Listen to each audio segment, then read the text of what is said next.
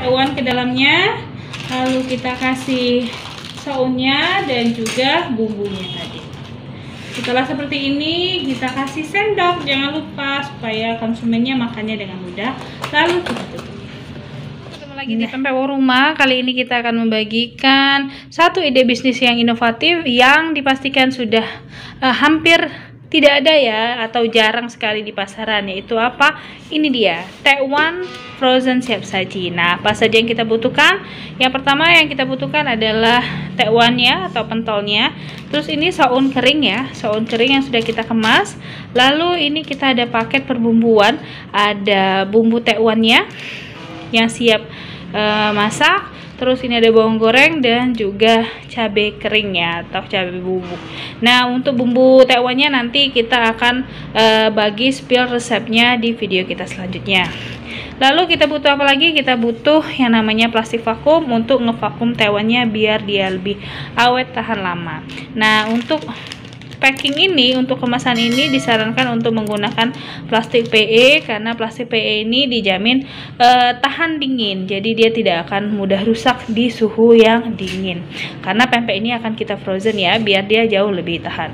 Oke, sekarang mau tahu bagaimana cara penyajiannya dan bagaimana cara pengepakannya? Tonton terus videonya ya. Oke, yang pertama kita masukkan dulu pentol tekwannya ke dalam plastik vakum ya. Ini plastik vakumnya. Pakai aja plastik vakum yang emboss kalau menggunakan mesin vakum yang sederhana seperti ini, karena dia cocoknya pasangannya emang plastik vakum emboss. Udah selesai, kita buat tipis saja kayak gini dan kita mulai ngevakum.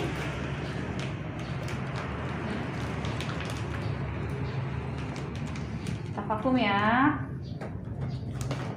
Oke, kita vakum.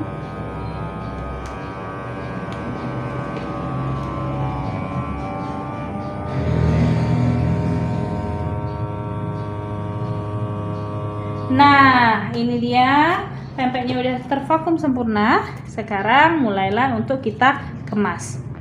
Oke, ini udah siap ya, tekwannya udah ada. Kita menggunakan box seperti ini biar nanti konsumen langsung bisa makan di box ini, dan juga ada sendoknya ya.